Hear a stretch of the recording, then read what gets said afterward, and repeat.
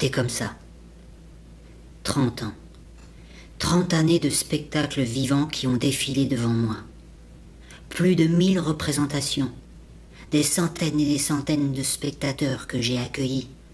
Des ados affalés, des enfants émerveillés, des adultes de tout âge, des lourds, des légers, des endormis, des excités, des rires, des larmes essuyées, quelques chewing-gums collés, mais aussi des metteurs en scène, des auteurs, des heures et des heures de répétition, de recherche artistique, d'essais techniques, de montage, de démontage. J'y ai tout vu, du magnifique et du très mauvais, des spectacles professionnels, amateurs, de la danse, des concerts, du théâtre, des arts du cirque, des marionnettes, des émotions dans tous les sens. Et puis un jour, ils ont débarqué. Et hop, les anciens à la poubelle, place aux jeunes. Je dis pas, c'est beau. Qu'est-ce qu'on fait là? Pardon? Qu'est-ce qu'on fait là? Qui parle? 24. 24? Lequel? 24. D'abord, on dit bonjour, 24. Bonjour.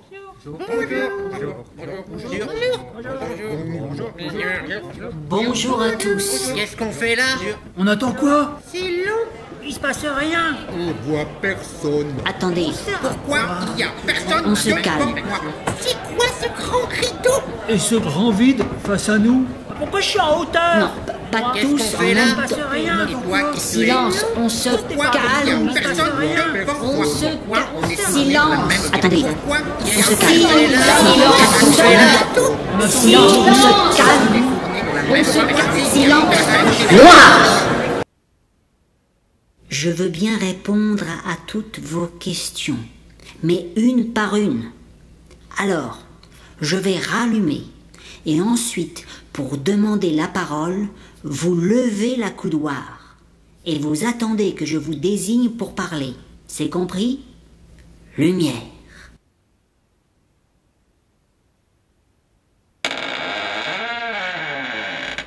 G12, tu as la parole.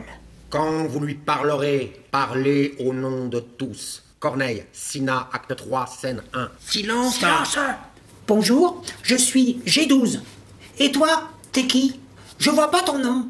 Contrairement à vous, je n'ai pas de numéro, ni de lettres. J'appartiens à une famille de fauteuils sur lesquels le placement était libre. Les gens venaient dans cette salle et s'installaient où ils voulaient. Sinon, je suis comme vous, un fauteuil de théâtre. I4, tu as la parole. C'est quoi un théâtre? Oh l'autre, il sait pas! Le nul. La honte! Condamnés à expliquer le mystère de leur vie, les hommes ont inventé le théâtre. Louis Jouvet. G6, puisque tu fais le malin, explique à I4 ce qu'est un théâtre. Bah, c'est où on est en ce moment? Oui, c'est juste, là, en ce moment, effectivement, vous êtes dans un théâtre. Et c'est l'endroit que vous occupez et que vous occuperez toute votre existence. C'est long une existence? Ça dure combien de temps? 30 ans, il a dit. 30 ans pour moi, mais ça peut être plus long. Je connais des fauteuils de théâtre qui ont plus de 2000 ans. Parlez plus fort, j'entends rien. Moi non plus. Moi non plus. Parlez plus fort. Au fond, on n'entend rien. Moi, au premier rang, j'entends bien, mais je vois rien. Je suis face à un tissu noir. Moi, c'est pareil. Moi, je vois et j'entends parfaitement. Évidemment, t'es tout devant. Fayot. Lèche-botte. Lèche-cul. On se calme. Quoi un cul? On se calme. Vous n'avez effectivement pas la même place dans cette salle. Chacun a une place déterminée. Il y a le premier rang, le dernier rang, et entre les deux, tous les autres, avec pour chacun des angles de vue, des sonorités différentes sur les côtés, en hauteur, en face, proche, éloigné. Autrefois, au centre, il y avait la place du roi. C'est pas juste. C'est dégueulasse. Je veux être au centre. Moi aussi. Et plus près. Vous êtes où vous êtes. C'est définitif. Vous ne pouvez pas changer de place, mais chacun parmi vous a sa place dans cette salle. Chacun de vous est important. Pourquoi on est rouge? Je le vis, je rougis, je pâlis à sa vue. Phèdre de Racine. Moi, je suis gris. Pourquoi je suis gris et autour de moi, ils sont rouges? Moi, j'ai un bras rouge et un bras gris. C'est pas des bras, c'est des accoudoirs. Moi, mes 2 bras sont rouges. Accoudoirs. C'est quoi un accoudoir? C'est pour poser son coude. C'est quoi un coude? Tu sais vraiment rien, toi? Je sais. C'est les gens, ils ont des coudes et ils les posent sur nous. Effectivement, les gens, les spectateurs, entrent dans cette salle et s'installent. Ils posent leur dos contre le dossier, leurs coudes sur les accoudoirs et leur... Gros cul! Petit cul! Gros cul qui pète! Silence! C'est quoi un cul? Silence! Faites-lui du silence et l'écoutez parler. Corneille, l'illusion comique, acte 2, scène 1. Votre rôle est d'accueillir des spectateurs qui prennent place sur vous pour assister à la représentation d'un spectacle qui se déroule sur ce grand espace vide derrière moi, qu'on appelle la scène. Donc, vous avez un rôle très important pour la réussite des spectacles. Et ça, depuis des siècles et des siècles. Il y en a d'autres comme nous? Oh oui, des fauteuils de théâtre, il y en a d'autres. Il y en a eu d'autres. Et j'espère qu'il y en aura encore beaucoup d'autres. Moi, mon père, c'est D26 au théâtre Mogador de Paris. Moi, ma mère, c'est F7 au théâtre Grasselin de Nantes. Moi, j'ai un cousin au théâtre de la Criée de Marseille, B54, il s'appelle. Moi, mon frère, il est strapontin. Oh la honte! Strapontin, place Richelieu, à la Comédie Française. Ah! C'est quoi Strapontin? Strapontin, c'est un de nos cousins. On le trouve dans les salles de spectacle en bout de rangée. Il prend moins de place et se replie totalement. Moi, j'ai un cousin, l'été, il est coussin au festival de Ramatuelle. Et j'en ai un autre, quand le théâtre est plein, il est coussin au Bouffe du Nord. Peter Brook, une pièce de théâtre, a le pouvoir de capter toutes les nombreuses sortes d'êtres humains qui composent un public, et elle peut les rassembler dans une seule et unique expérience. On est une grande famille, alors. Oui, une très grande et très ancienne famille. Les plus anciens d'entre nous ont été conçus en pierre. Puis, au cours des siècles, nous avons connu de multiples formes. On nous a mis en valeur.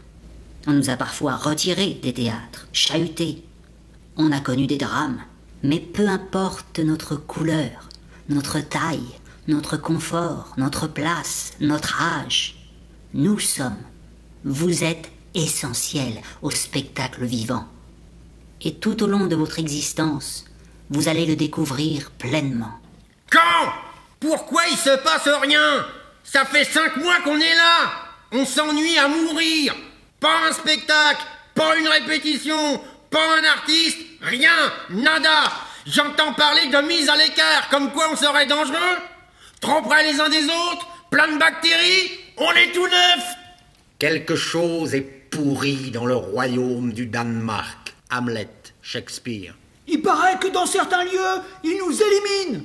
On nous condamne, on nous stigmatise, on nous censure, on nous supprime, on serait même contagieux, meurtrier. Qui veut noyer son chien l'accuse de la rage. Molière, les femmes savantes. Alors que notre fonction, c'est de réunir, de faire se rencontrer, se rassembler, se rapprocher les hommes. Il y en a marre. On veut voir des répétitions. Des spectateurs, des spectacles. Du théâtre, des concerts, de la danse. Du théâtre, des concerts, de la danse. Du théâtre, des concerts, de la danse. Du théâtre, des concerts, de la